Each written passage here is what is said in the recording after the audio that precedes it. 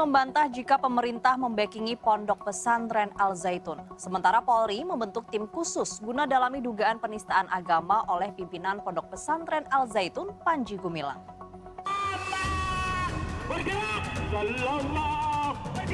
Polemik atas kontroversi pondok pesantren Al Zaitun terus bergulir, hingga munculnya isu backing dari pihak Istana Negara. Tanggapi isu liar tersebut, Presiden Joko Widodo angkat bicara.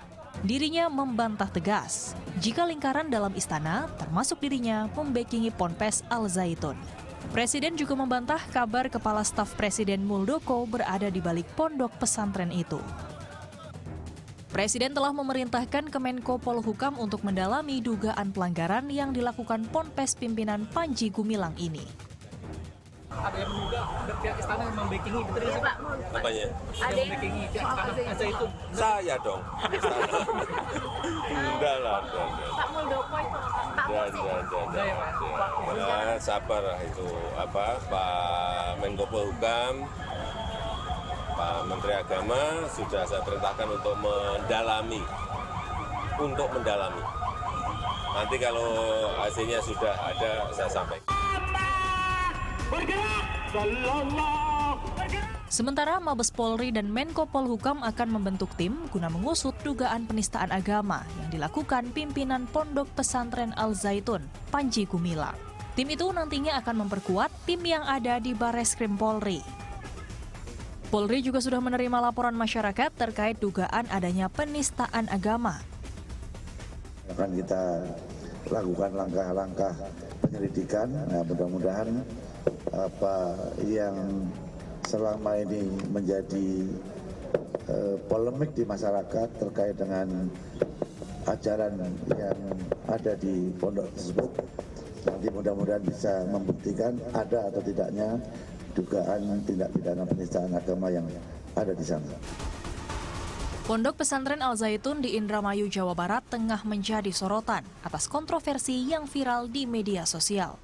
Beberapa pihak mulai dari Majelis Ulama Indonesia hingga pengurus wilayah Nahdlatul Ulama merespons dugaan ajaran sesat di pesantren Panji Gumilang tersebut. Rendianto melaporkan untuk NET.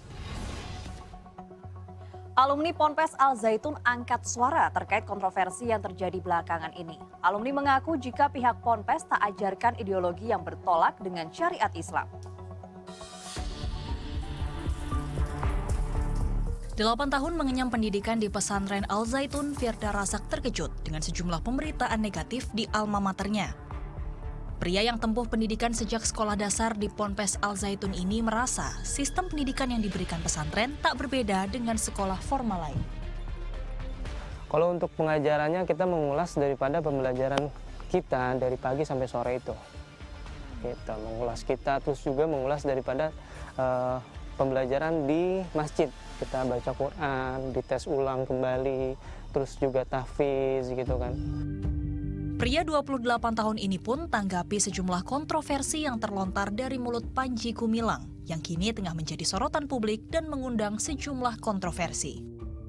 Selain sholat dengan jarak dan jamaah perempuan yang tersemat di antara jamaah laki-laki, ucapan salam yang diserukan Panji Gumilang juga pancing perhatian.